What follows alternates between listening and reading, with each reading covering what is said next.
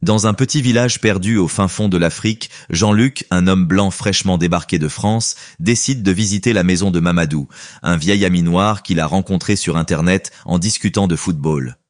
Jean-Luc est excité. Il veut vivre une vraie immersion africaine.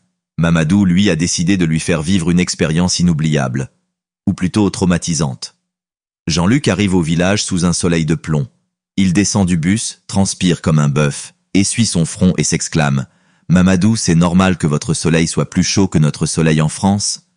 Mamadou éclate de rire et lui répond « Mon frère, ici le soleil ne rigole pas. Tu veux un peu d'eau ?» Jean-Luc acquiesce et tend la main, pensant recevoir une bouteille d'Evian bien fraîche. Mamadou, lui, arrive avec une calebasse remplie d'une eau tiède et trouble.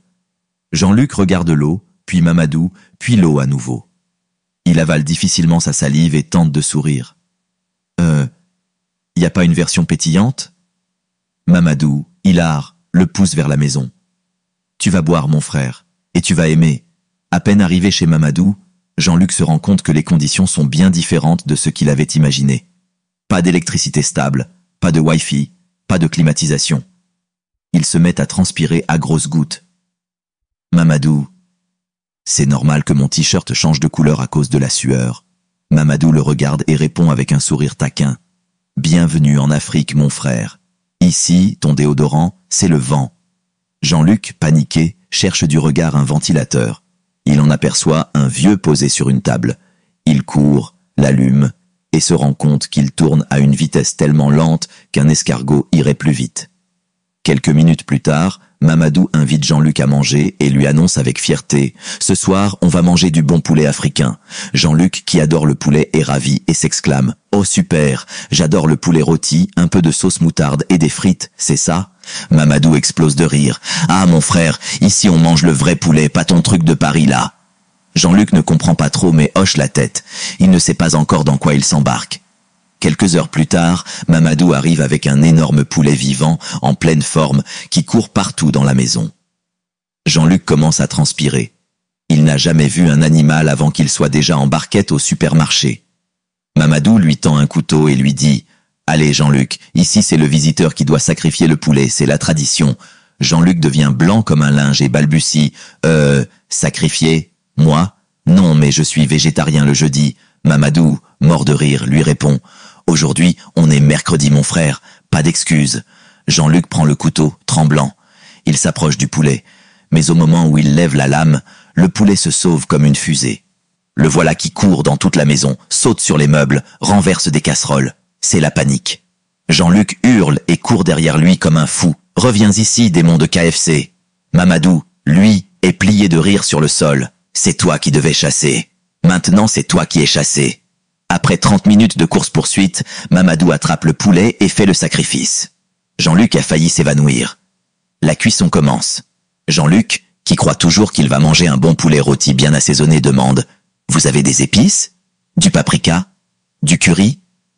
Mamadou sort un bol mystérieux et répond « Nous, on a le vrai piment africain, frère. » Jean-Luc, confiant, sourit et dit « Pfff, j'adore le piment, moi. Je mange du chili en France. » Mamadou éclate de rire. « Ok, mon frère, on va voir ça. » Il met 3 petites gouttes de la sauce sur le poulet et le sert à Jean-Luc. Jean-Luc prend une énorme bouchée. Et là, c'est l'explosion. Son visage devient rouge, puis violet, puis bleu. Ses oreilles sifflent, son corps tremble. Il commence à voir des ancêtres danser devant lui. Il saute de sa chaise en hurlant « Mon Dieu, je viens de manger le soleil !» Mamadou est en larmes de rire. « Bienvenue en Afrique, mon frère. Tu voulais de l'authenticité, non ?» Jean-Luc plonge sa tête entière dans un seau d'eau, puis boit tout le lait du village. Après plusieurs minutes à récupérer, Jean-Luc lève un doigt tremblant vers Mamadou et parvient à articuler. C'était pas du piment, c'était de la lave. Mamadou, hilar, tape dans ses mains. « Et encore, tu n'as pas goûté au vrai piment du chef. » Jean-Luc secoue la tête frénétiquement, les larmes aux yeux. « Non merci, je tiens à ma langue. » La soirée continue dans la bonne humeur. Jean-Luc tente de s'habituer aux coutumes locales. Il veut montrer qu'il peut s'adapter. Alors, Mamadou décide de lui apprendre à manger comme un vrai du village, c'est-à-dire avec les mains. Jean-Luc regarde le plat de riz, hésitant, puis plonge ses doigts dedans. Malheureusement, il ne maîtrise pas du tout la technique et en met partout. Son riz vole sur la table, son poulet glisse de ses mains et atterrit directement dans les cheveux de la grand-mère de Mamadou qui passait tranquillement derrière. Silence dans la pièce. Mamadou retient son fou rire. Jean-Luc, paniqué, balbutie. Pardon, madame. La grand-mère se retourne lentement et regarde Jean-Luc droit dans les yeux. Il sent son âme quitter son corps. Puis, contre toute attente, elle éclate de rire. « Mon fils, tu m'as bien nourri, que Dieu te bénisse !» Mamadou explose de rire et tape sur l'épaule de Jean-Luc. « Tu es béni par ma grand-mère, mon frère. Tu es maintenant un vrai Africain. » Jean-Luc, soulagé, rigole aussi, bien que traumatisé par l'expérience. Finalement, après avoir survécu au poulet maudit, au piment de l'enfer et au riz volant, Jean-Luc regarde Mamadou et dit « Frère, j'adore ton pays, mais la prochaine fois on mange une salade, ok ?»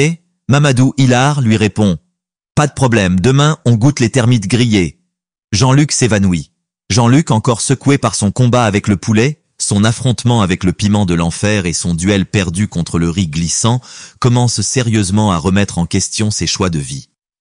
Assis sur une chaise en bois, il essaie de récupérer, le regard vide, les lèvres toujours en feu.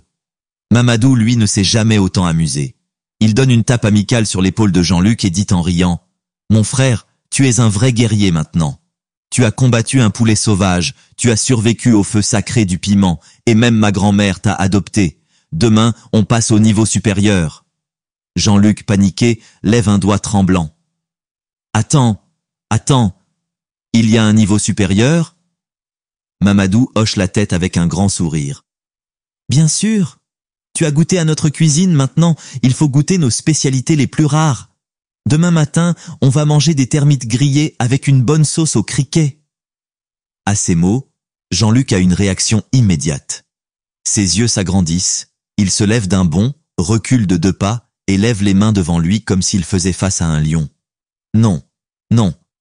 Mamadou, mon frère, mon ami, ma famille, faut qu'on parle. » Mamadou, amusé, croise les bras. « Qu'est-ce qu'il y a, Jean-Luc? Tu veux plus d'authenticité, non ?» Jean-Luc secoue la tête frénétiquement.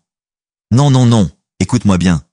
En France, quand on dit gastronomie, on parle de fromage, de pain, de bon vin, pas de criquet qui me regarde droit dans les yeux avant de finir dans ma bouche. » Mamadou éclate de rire. « Mais frère, c'est croustillant, c'est délicieux, c'est plein de protéines. » Jean-Luc ferme les yeux et inspire profondément. « C'est justement ça le problème. Si j'avale un criquet, je vais le sentir s'accrocher à ma langue avec ses petites pattes. Et les termites, elles vont se mettre en grève dans mon ventre et construire une termitière dans mon estomac. » Le rire de Mamadou redouble. « Arrête, tu exagères. Tu crois qu'en France, vos escargots et vos grenouilles sont plus civilisés ?» Jean-Luc ouvre la bouche, prêt à argumenter, puis la referme. Il réfléchit un instant et finit par hausser les épaules. « Ok, touche point sensible. Mais les escargots, au moins, on leur laisse pas la tête avant de les manger. » Mamadou tape du pied en riant. « Ah, donc c'est juste une question de présentation? Pas de problème. Demain, on pile les termites et on en fait une pâte. Comme ça, tu ne verras même pas leur petite tête. » Jean-Luc recule encore. « Mamadou, je vais être honnête avec toi.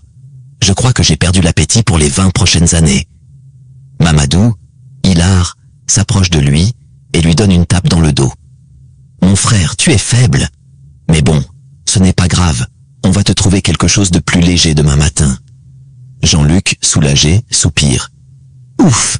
Un bon petit déjeuner tranquille, un café, un croissant. » Mamadou secoue la tête. « Ah non, ici on commence la journée avec du foutou et de la sauce gombo. » Jean-Luc sent son âme quitter son corps une seconde fois. Mais...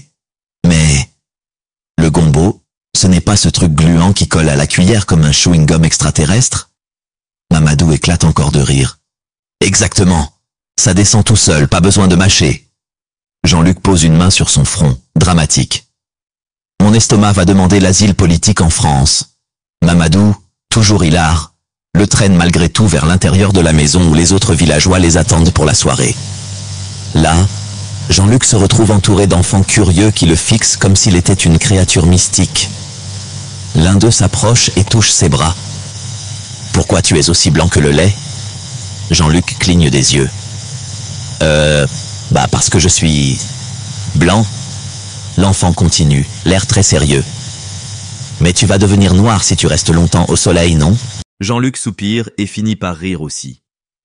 La soirée continue dans les éclats de rire. Les villageois chantent, dansent et racontent des histoires. Jean-Luc, d'abord timide, finit par se laisser emporter par l'ambiance. Il essaie de danser comme eux, mais son corps refuse de coopérer. Il bouge n'importe comment, comme un robot mal huilé, et finit par trébucher sur un tapis en plein milieu du cercle. Tout le monde explose de rire et Mamadou le soulève en criant « Jean-Luc, mon frère, tu danses comme un spaghetti cuit !» Jean-Luc, étalé sur le sol, souffle en levant le pouce. « Au moins, j'ai essayé. » Tard dans la nuit, alors qu'il s'apprête enfin à dormir, il entend Mamadou chuchoter depuis sa natte. « Jean-Luc, demain, on t'apprend à porter des charges sur la tête comme les vraies femmes africaines. » Jean-Luc ouvre grand les yeux et murmure dans l'obscurité. « Mamadou, je veux rentrer en France. » Mamadou explose de rire une dernière fois avant de s'endormir. Jean-Luc comprend alors une chose. Il est peut-être venu en Afrique pour une aventure, mais c'est surtout l'Afrique qui est en train de vivre une aventure avec lui. Le lendemain matin, le chant du coq résonne dans tout le village. Jean-Luc, épuisé de sa journée de la veille, tente de se boucher les oreilles avec son oreiller. Mais il n'y a pas d'oreiller. Juste une natte posée sur le sol en terre battue. Il ouvre un œil puis l'autre et murmure. C'était un rêve. Juste un rêve. Je suis en France, dans mon lit. Mais au même moment, Mamadou entre dans la case en chantonnant, une bassine remplie d'eau sur la tête. Il la pose bruyamment et s'exclame « Jean-Luc, debout! Aujourd'hui c'est ton grand jour !» Jean-Luc pousse un gémissement digne d'un mourant. « Grand jour pourquoi ?» Mamadou sourit de toutes ses dents. « On va t'apprendre à marcher avec une bassine sur la tête. » Jean-Luc se redresse d'un coup. « Quoi? Mais pourquoi moi ?» Mamadou s'installe en tailleur devant lui, l'air sérieux. « Mon frère, ici, tout le monde sait faire ça, même les enfants. Si tu veux être un vrai Africain, tu dois apprendre. » Jean-Luc réfléchit à toutes les souffrances qu'il a endurées jusqu'ici. Le poulet ninja, le piment infernal, le foutou gluant, le riz volant. Il se dit qu'il ne peut pas être plus ridicule qu'hier soir en dansant comme un spaghetti mou. Il prend une grande inspiration et déclare « D'accord, apprends-moi. » Première tentative, l'humiliation publique. Mamadou pose une bassine vide sur la tête de Jean-Luc. Facile, tu tiens bien droit, tu regardes devant et tu avances doucement. Jean-Luc, concentré, se redresse, tend le cou, fait un pas en avant et la bassine tombe immédiatement. Mamadou explose de rire. « Mon frère, tu es plus maladroit qu'un bébé girafe. » Jean-Luc ramasse la bassine vexé. « C'était un coup de vent. »« Ah bon? Il n'y a même pas de vent. » Jean-Luc fait une deuxième tentative. Cette fois, il parvient à faire 3 pas. Il sourit, fier de lui, puis croise une chèvre qui le regarde fixement. La chèvre ne bouge pas. Jean-Luc non plus. Mamadou, pourquoi la chèvre me fixe comme ça? Mamadou, hilar. Ah, elle sent la peur en toi. Jean-Luc déglutit. Il fait un pas de plus, et la chèvre fonce sur lui comme un buffle enragé. Ah! Il court pour lui échapper, oubliant complètement la bassine sur sa tête. Celle-ci tombe et atterrit directement sur la tête d'un vieil homme assis devant sa maison. Le grand-père sursaute, se relève brusquement et commence à marmonner des prières comme s'il avait vu un esprit. Jean-Luc, paniqué, se met à genoux. « Pardon, papa, pardon !» Le vieil homme l'observe un instant, puis éclate de rire. « Mon fils, si tu voulais me donner une bassine, il suffisait de demander. » Le village entier rit de bon cœur. Mamadou, les larmes aux yeux, donne une tape dans le dos de Jean-Luc. « Mon frère, tu es une légende. » Jean-Luc, assis sur le sol poussiéreux, regarde Mamadou avec lassitude. Une légende de la honte, oui. L'épreuve du marché. Mais Mamadou n'a pas dit son dernier mot. Bon, on va passer au niveau supérieur. Maintenant, tu vas porter cette bassine avec des tomates dedans.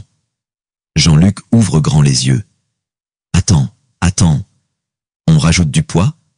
Ah, mon frère, tu veux porter du vent toute ta vie? Jean-Luc soupire, prend la bassine remplie de tomates et la remet sur sa tête. Cette fois, il est déterminé.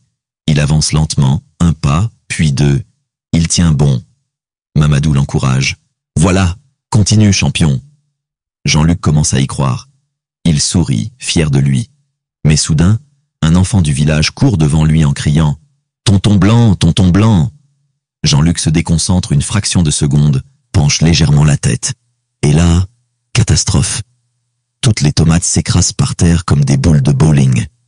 Jean-Luc regarde les dégâts, horrifié. Non. Mamadou éclate de rire. Tu viens d'inventer la sauce?